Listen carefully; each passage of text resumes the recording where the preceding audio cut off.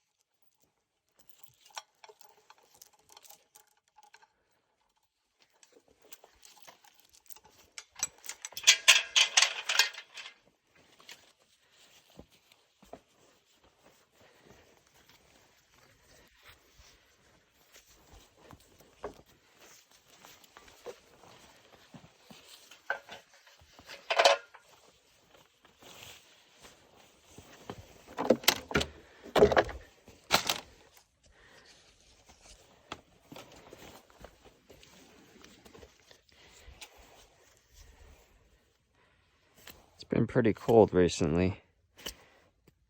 It's almost beginning of spring, but for some reason the cold snap came back, and nothing as cold as northern eastern Japan, but for western Japan, the night's getting to about 5 degrees is pretty cold, at least for this area. Ooh. Oopsie.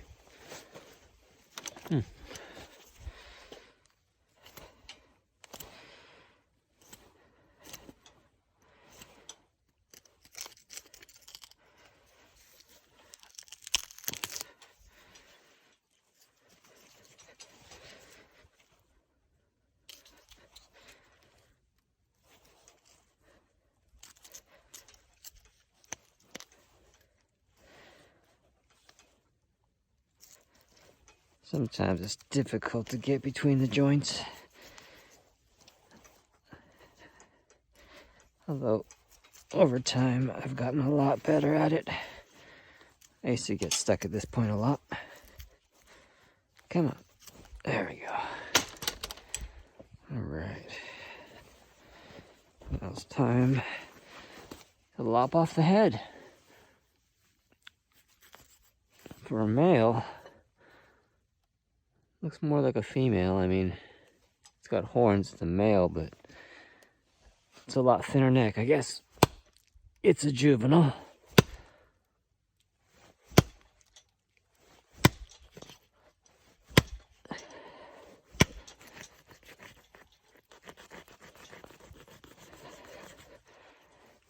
Oop.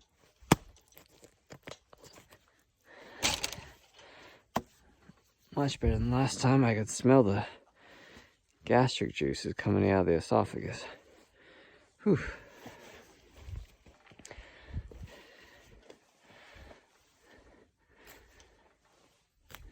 It was a pretty long drive going from work, picking up the deers, and basically going past my own house into the mountains.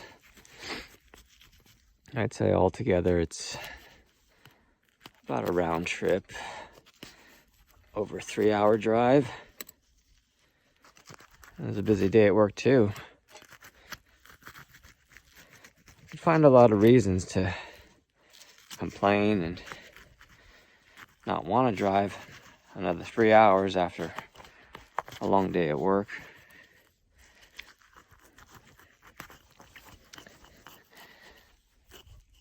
You kind of learn that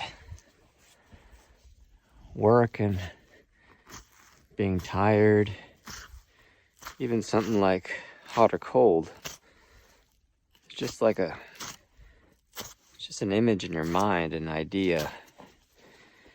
Like, oh man, I worked so hard today. Now I gotta drive 3 hours to pick up this deer and take it all the way into the mountains. And then I gotta chop it up in little pieces, and I'm not gonna get home till 3 or 4 in the morning. It's just all ideas, in your mind. And the more you buy into those ideas, the more tired you get, So why tire yourself out? Why create, as they call it in spiritual circles in India, dukkha? Dukkha, which is essentially suffering, man-made suffering. Sure, the act of working all day and driving all night, butchering all night into the early morning hours. Physically, it's hard, yeah. But it's much, much more harder when you make ideas and stories in your mind of why I'm more tired, why I don't want to do this, how long it's going to take, and how long until I get back, and what time I gotta wake up in the morning. It's enough to drive a person crazy, just thinking of those ideas. So, I learned to not put any meaning to the words. The first meanings of the words I decided to put off is hot and cold. If it's too hot, you feel all stressed out. If it's too cold, you feel stressed out. And that's just something that's just in our head, We decide that hot is bad, cold is bad. It is what it is, and if you accept it like that, then you can avoid yourself some suffering. So next time you find yourself feeling cold, just accept the cold for what it is and don't attach any otherwise extra meaning to it. Don't make a story. Just be with the cold. As you can tell, I read a lot of spiritual books, and it's one thing to know in your mind the truth of it all, of that it's all in your mind, but it's another thing to experience it. And when you accept it for what it is, it becomes more than an experience. It becomes just a knowing.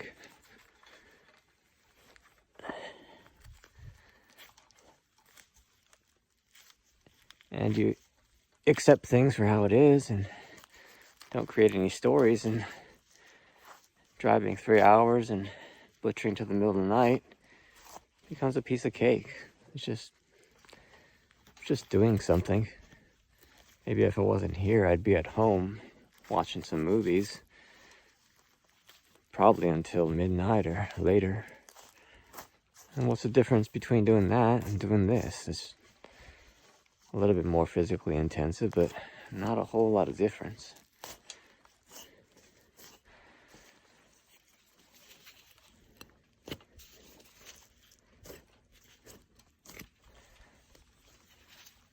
Sometimes I'm at home meditating. Meditating is just having one single focus, focusing on your breath, focusing on a candle, focusing on a sound. For me, this is a type of meditation where I'm completely focused because I'm holding a deadly knife. And you have to be really, really present when butchering to be careful. No matter how tired I am when I'm come up here at the mountain, whether it be 3 or 4 in the morning, when I'm butchering, I am never tired. I mean, my adrenaline is just going off when I'm butchering. I don't know why. Similar to that of maybe skydiving, I would think. It's just, when I'm butchering, I'm really in the moment. I mean, there's nothing else in the world. All my attention is just on the cutting. I'm not thinking of anything. I'm 100% here with this deer. Right here, right now. There's just nothing else in this world but me and this deer. And that is as good as any meditation could provide. So why not?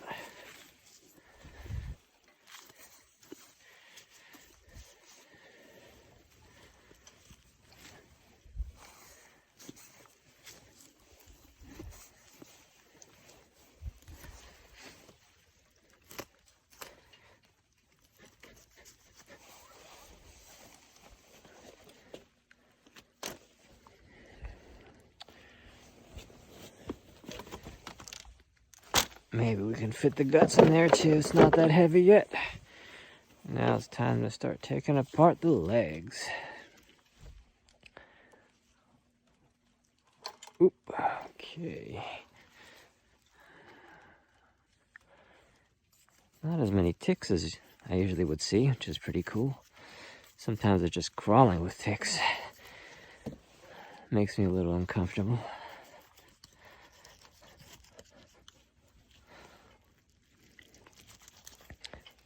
I think I started getting into spirituality in my high school days. My brother recommended me some good books about Zen or Eckhart Tolle. People who made spirituality a little bit more digestible for the masses. The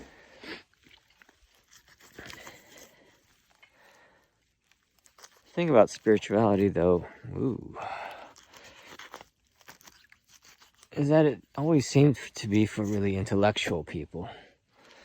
People who like to read and have deep thoughts. But I think people who have deep thoughts generally have the most mental problems. And the people who don't think a lot probably are better off going down the spiritual path than most of us who think too much. We probably think too much, and that's what makes us want to go down the spiritual path anyways. So we're just thinking too much. All the spiritual teachers out there these days tell us to be present, be in the moment, not to fall victim to the thoughts and images that come in our heads, and meditation is good for helping with that. Some people even use psychedelics, microdosing. Sounds like something I might be interested to try someday. Did try LSD once, and it wasn't a good experience, but it was a great experience at the same time. I was just tripping for 6 hours. I thought I'd see stuff, but I had a bad trip because I was in a bad situation at that time, and I separated from everyone, and I felt like I was dying. I convinced myself I was dying. I don't know why. It's like the inner demons came out.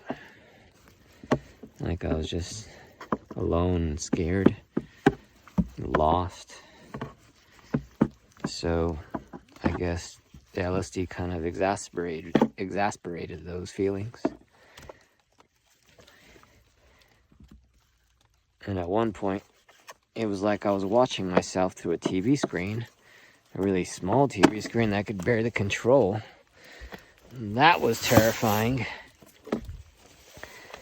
But after all that horror, after that trip at that rave party I went to, I was catatonic. My friends found me at the Lost and Found, and we went to a pancake restaurant, and the screen in my mind that I was lost control of my whole body. I was just a viewer of what I was doing. I wasn't in control. Suddenly the screen started coming closer and closer, and suddenly I began to regain control of my body. I mean, I was like basically out of my body. I was watching myself. I had no control. And that's terrifying, but as I started coming back into my own body, it was miraculous. It was like, the first thing I noticed was the sunshine on my skin. The heat of the sun on my skin and the way light felt. The light looked and felt like pure love. I don't know how to explain it better, but it was like I was being wrapped in a blanket of pure love by the light just touching me, which is really amazing experience. And I could start to move my fingers and my hands, and I was just awestruck at how my hands look and the fact that I could control them and move them myself. And it seemed like a mysterious thing just looking at my hands. It was strange, and I'm sure my friends who were with me at the time thought it was really strange too. Probably thought I was going crazy or something, but I think it was quite the opposite of that. Had an awakening experience. Really eye-opening awakening experience that I'd never forget. Will stay with me forever.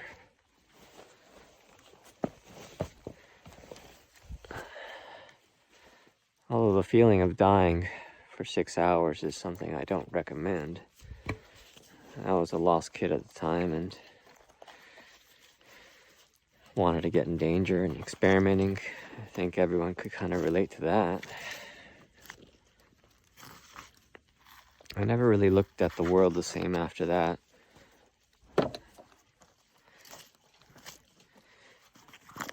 What was really weird about that acid trip was time slowed. I mean, it was like techno rave-ish music at the party. So it was like boom, boom, boom, boom, boom, boom, boom. But as I laid down, that sound was like boom, boom, boom, and it even seemed to slow down. So it was like as if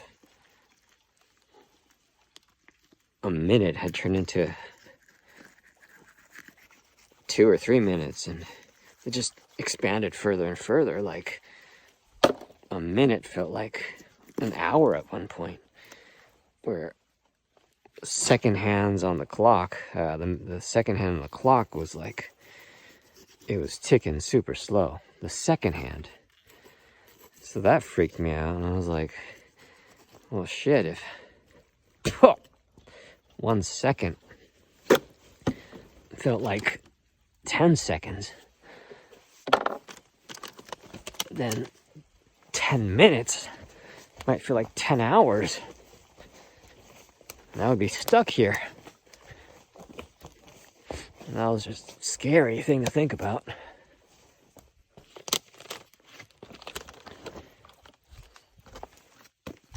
being stuck in your own mind, watching yourself through a television screen where you can't control yourself, but you're just watching yourself move around. You lose touch of reality, you lose touch of time, and you start to question things, Question things you never questioned before. Is time real? Am I really alive? Am I really in control of myself, or is that just the illusion? As I studied spirituality more and more, some of the best spiritual teachers I read say you aren't in control. You imagine you are in control of your actions, your movement, your thoughts, but it's just happening. And then after it happens, you tend to take responsibility for those actions. You say, I did it. I made those decisions. But in reality, it wasn't you.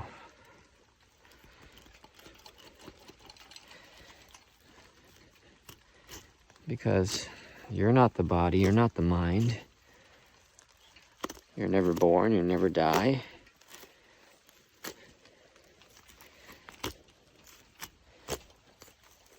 And to believe you are, well, that's dukkha, that's suffering itself. And what all this enlightenment business is about is realizing that fact. You aren't alive. You aren't this illusion that you thought you were. You aren't this person you thought you were. And that can be a freeing experience, I mean, intellectually realizing, I'd say, is not enough. You have to really experience it to know it. I think I'm getting closer and closer to that. It's becoming more of a realization as opposed to a intellectual thing.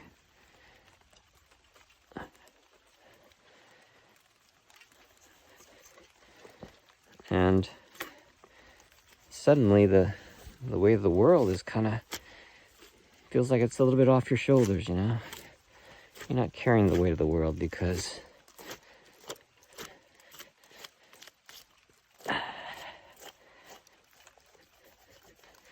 you aren't in charge. You're just along for the ride. So just enjoy the ride. Don't take things too seriously.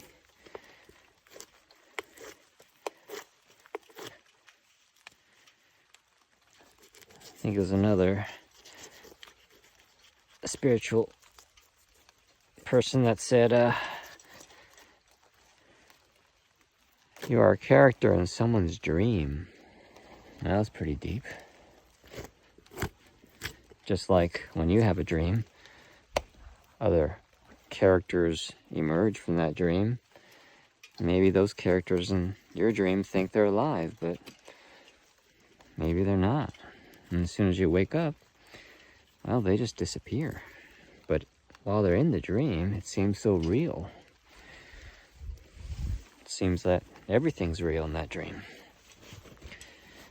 So, what's to say that that's the case of our reality? We're in a very realistic dream of some giant God, I don't know, dreaming about us. And here we are. Manifestation of that dream. I think they call it simulation theory. We're all a part of a simulation. When you say simulation, it sounds like a computer program. So I'd really prefer the term dream, because dream sounds more natural.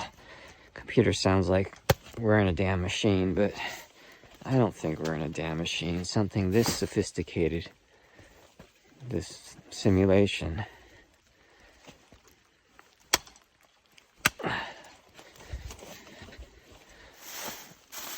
in reality probably doesn't even know we exist. We just arose from it.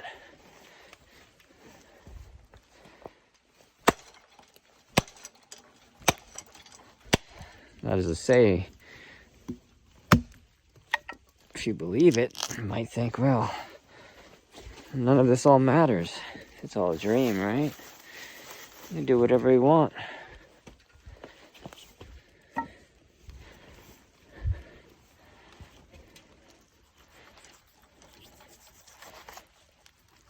But even if you were in a dream and you knew it, it still seems so darn real.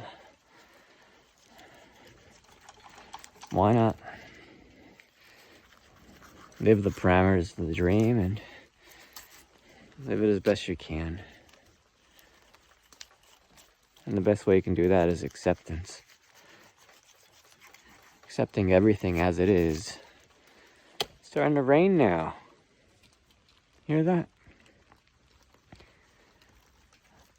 I could be irritated. I could be upset. I'm gonna get a little wet. Ground's getting a little wet. I might slip on the mud. Might catch a cold. But I'm just gonna let it be as it is. It's raining. There's no other attachments I'm gonna put on that. It's just the fact it's raining. It's fine. In summer, it's gonna be hot. That's fine. Winter's gonna come again. It's gonna be cold. And that's fine. Whatever comes along is just fine. I'm fine. Everything's fine.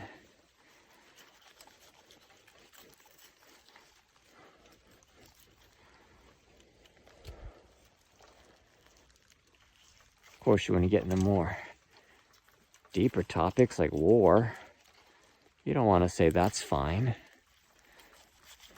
You want to change things, but if you're experiencing a war in a dream, isn't that also fine? If you're experiencing war in a dream and you know it's a dream, what's the point of taking it so seriously? Why not just accept it for what it is? Let it be. Do what you're gonna do. Kill or be killed. It's just a dream.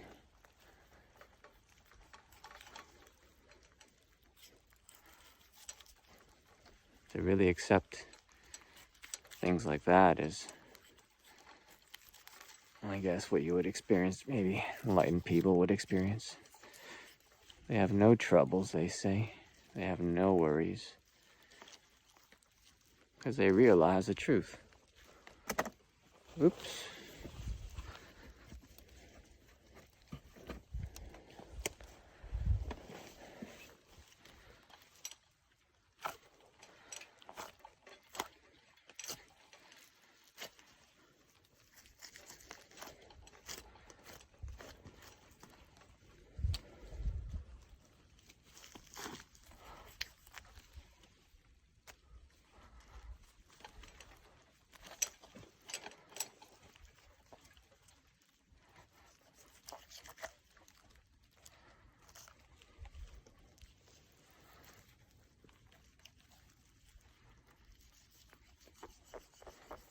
I think sometimes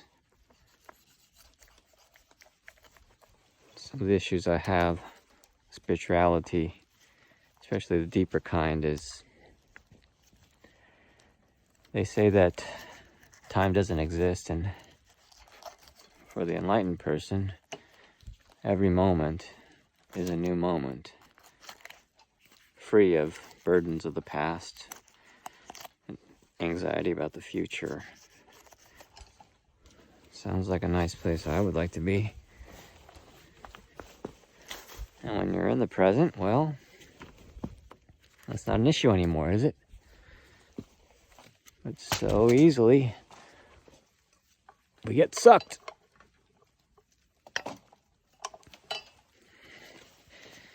into the past, worries about the future,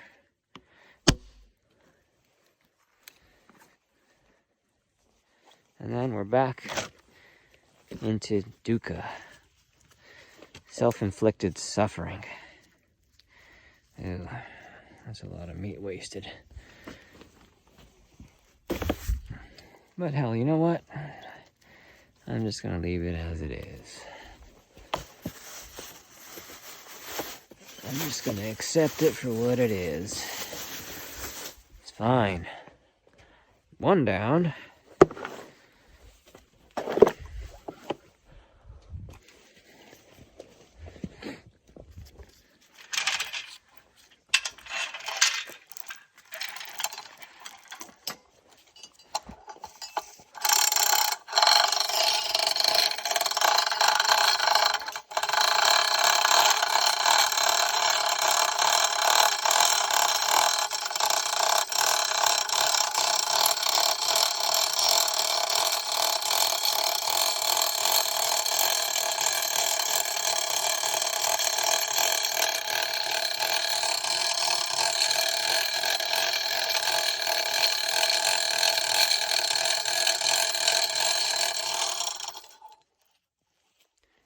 Recently, my brother just had his first kid at 50. And he's sending me pictures and videos. Cute kid. Kid was just born. And I see a look in his eyes. Amazement.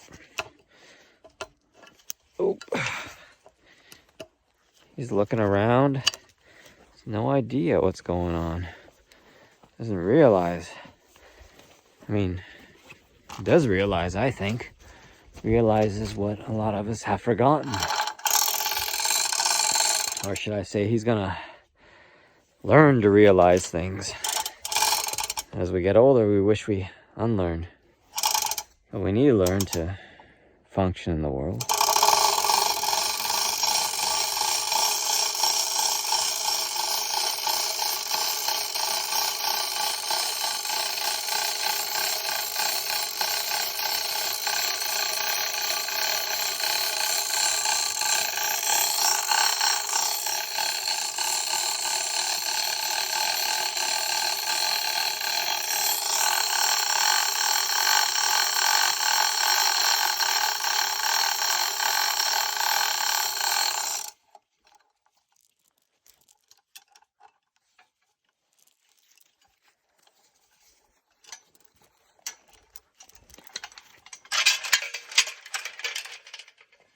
Here, when you're a baby, you're just born, and you see another baby crying next to you. Then suddenly, you start crying too. And they say the reason for that is that the baby can't tell the difference between itself and another baby. So when another baby cries, it thinks it is also crying, so the baby also cries. It's the purest form of empathy.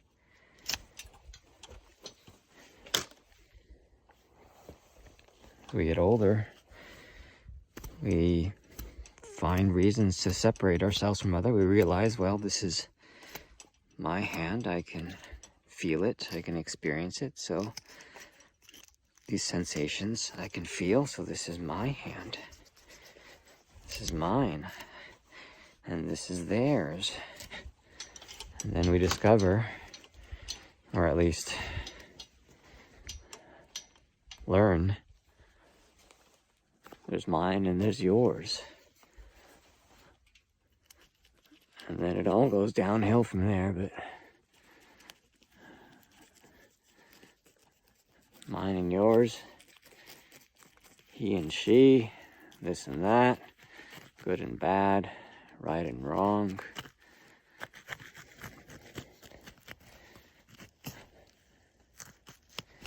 These are all learnt things that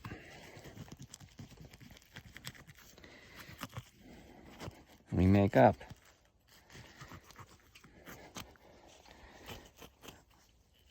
And we lose that connection. Like when we were a baby. We couldn't realize ourselves from others. Sometimes I wish people could go back to being babies. If they did, they wouldn't hurt other people. Because they just understood they would be hurting themselves.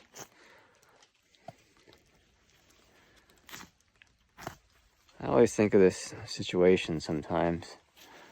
What if you had a room of enlightened people and you told them there's a bomb that's going to go off, but if they choose one person to die, then they all could be saved. So just one person would need to be sacrificed, but they all need to decide who, and the rest could live. Well, if I guess you had regular people, they would be fighting who's more important. This person's younger, we should save them. All these reasons they would give. It would be this big human drama. Big drama with regular people. And what would those enlightened people do? I honestly believe they would just sit there, do absolutely nothing, just let the bomb go off, let it blow everyone up. Because they know ultimately it doesn't matter. There's nothing to worry about. There's nothing to be afraid of, even death. They know of everything's connectedness.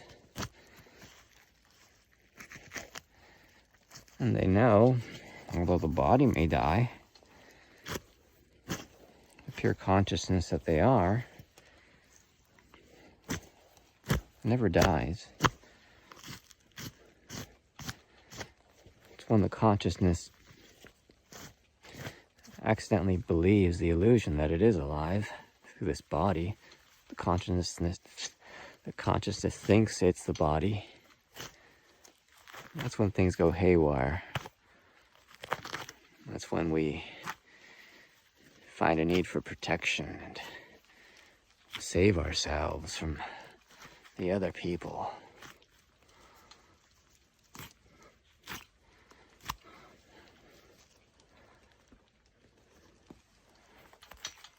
I love to see the whole world become like those enlightened people in the box of the bomb that's gonna blow up. And they won't care. They just let themselves blow up. Because they know they will never die. Not the physical body, but the consciousness. And that's what they are. That's what we are. Until we believe into the myth that we aren't. Now, I thought something would be really cool. You know, all this woke stuff and transgenderism, and if you're not a part of the crowd, you're kind of, you know, it's much cooler to be transgender or gay these days. It's a trendy thing, and you might even be ridiculed for not being. Oh, you don't have any transgender friends, or you're not transgender, you're not gay, you're not cool. And using that guilt trip to get people to fall in line with their ideas. Well, what about a spiritual guilt trip? Wouldn't that be cool? Where someone has problems and you confront them and say, huh, you still believe you're this body? You really think this is you? How old school are you? You don't realize you're pure consciousness? Come on. Get into the game. Everyone knows that they're pure consciousness. Everyone knows. And you should too. Come on. Get into it. Maybe that extra peer pressure could help push them over the edge. Where it'll help them conform to maybe a safer and saner place.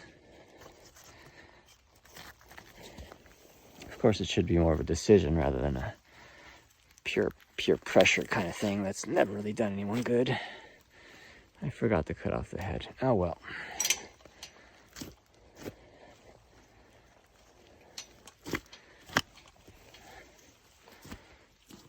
And sometimes I think to myself, oh boy, I want to hurry up and be enlightened, you know? Get rid of all this dukkha, suffering. Or I want to help others, but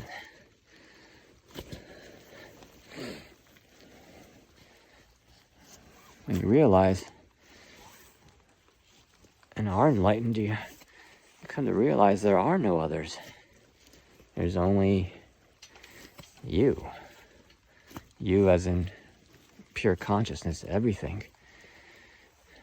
So saving other people, it makes no sense. Because you are other people. You are pure consciousness, so there is no one to save.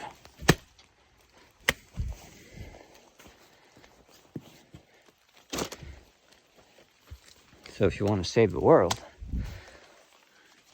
you just have to save yourself. Saving yourself, all that means is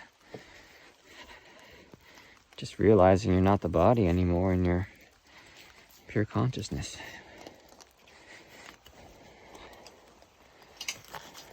It's not enough to be an intellectual understanding. You just have to know it in your bones, in your skin.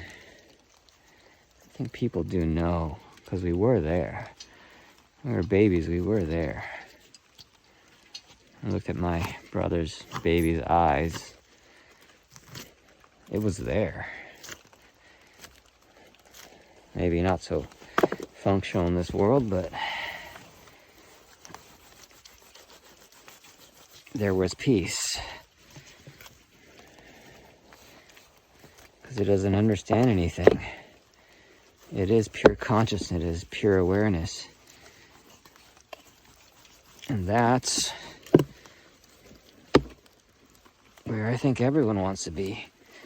That's where we do go when we sleep. We enter the realm of pure consciousness in our sleep. I think that's the reason why, if we don't sleep, we die. There's no scientific explanation as to why sleep-deprived people die. Maybe going back to that consciousness is like a breath of fresh air, oxygen for the soul. And if we don't get that oxygen, well, we just die. Our body dies anyways.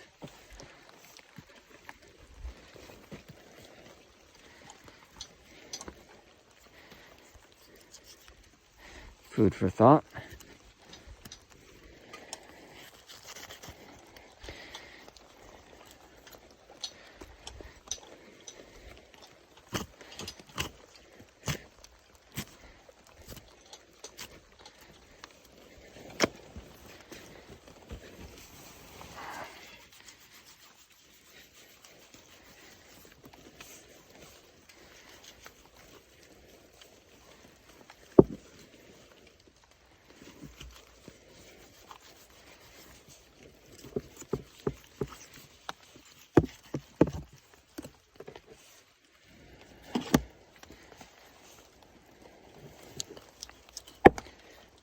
In these mountains, my student's neighbor, he's a hunter, catches boars. We get them in the cage.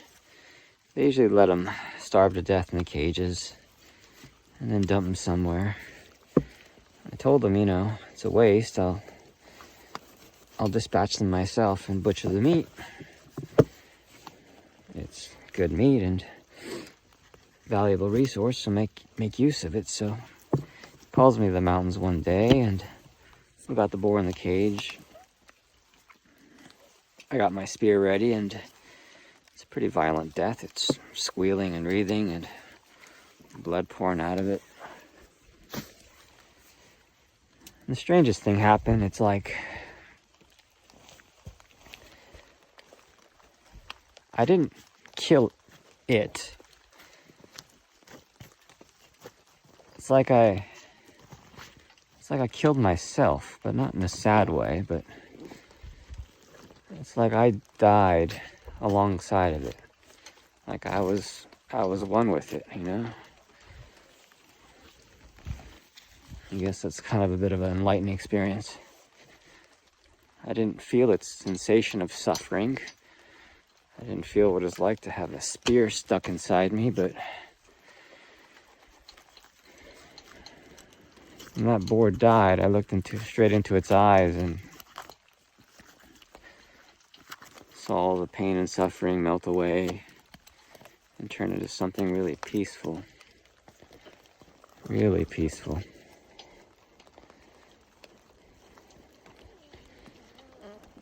And I saw myself there. I saw myself in that peaceful place, even though I wasn't the one that was dying. Or was I?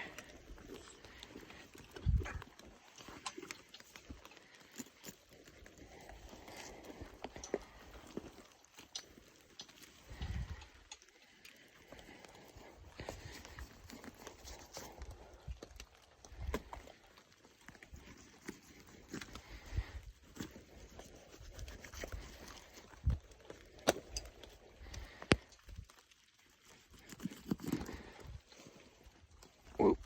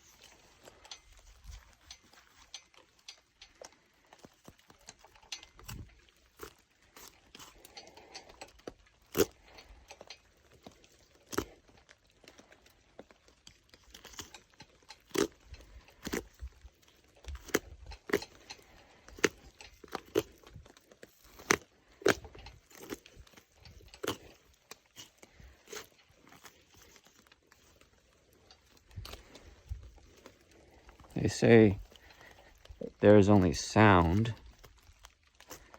because there is silence. We can only hear a sound because of the silence in between the words.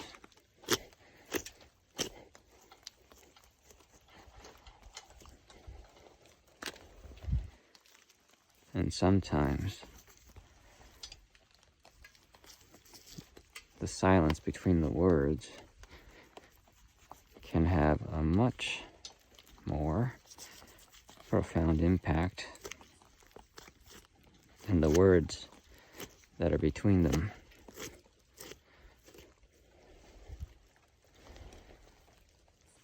So when you're listening to someone speak, I think if you really want to hear what they're saying, don't listen to the words, but listen to the silence between their words.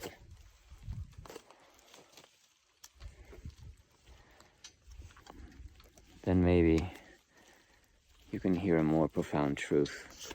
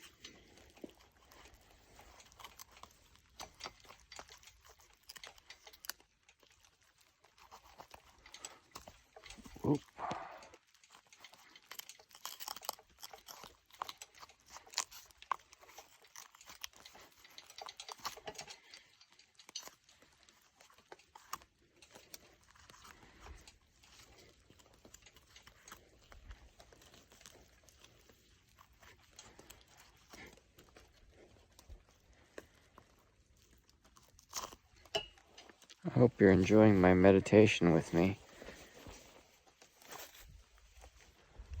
I find this a little bit better than breathing exercises or looking at a candle. Of course, you don't want to be dependent upon anything. But for now, it is what it is.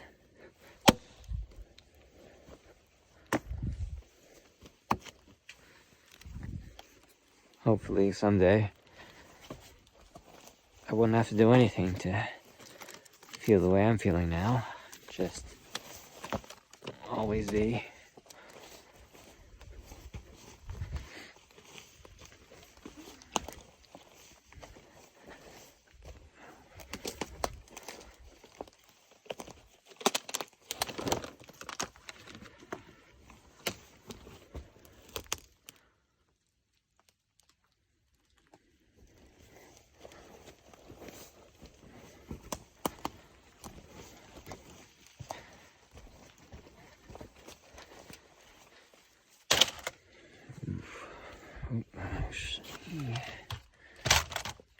Yeah.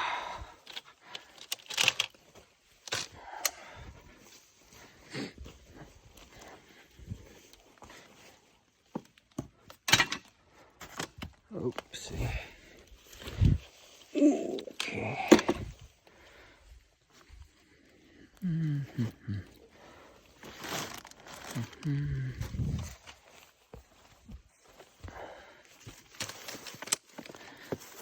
And that's a big bucket of bones.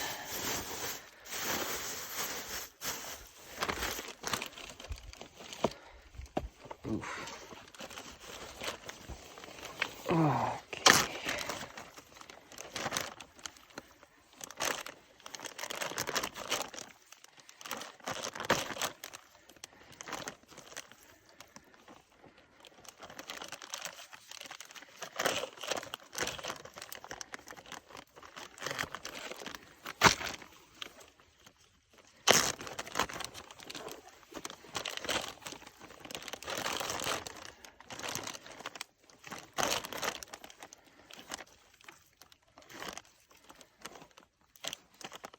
You know the name of the channel is Happy Butcher.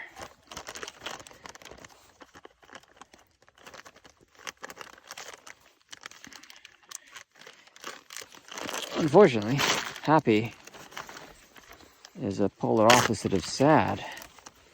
So I realize if you're happy, then it's just a matter of time before you polarize to that other side of being sad. But if you are neither happy nor sad, you just let those two opposites cancel each other out. Then whatever happens, happens. Whatever is. Sad doesn't always mean good. Happy doesn't always mean good. Why put meaning to everything?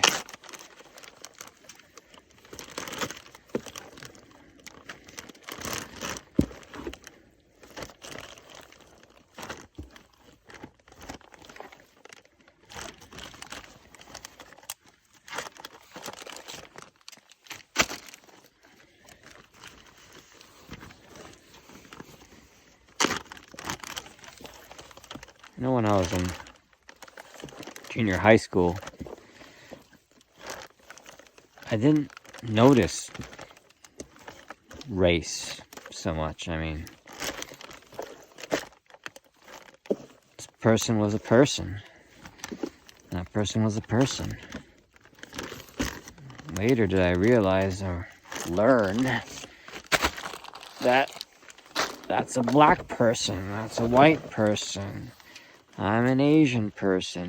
It didn't really matter that much in junior high school, but when we got to high school, it seemed to matter. People are different. Oh, that's huge. And I felt like learning about that stuff was a step back in evolution, making distinctions and separations. This person's poor, this person's rich, this person's white, this person's black. And we think accordingly to those things we were taught about those ideas, stereotypes. They should be done away with. They have no place. Why do we learn such filth in the first place?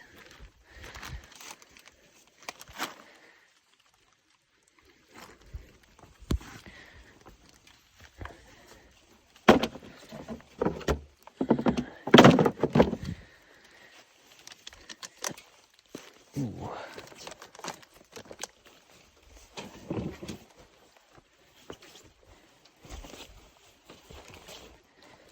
Ooh. Oh my goodness. Oh.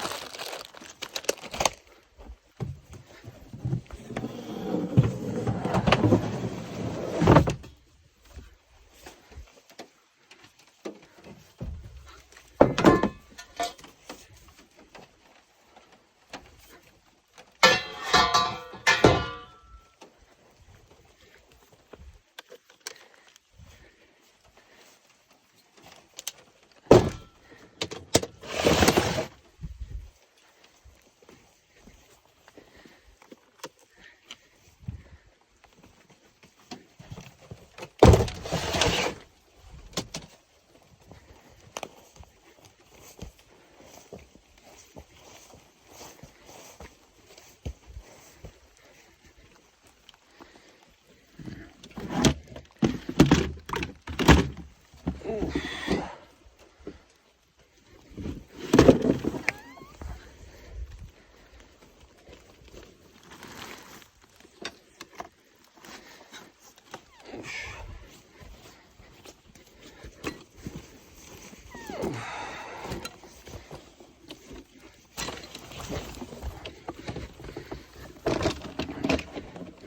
Ooh.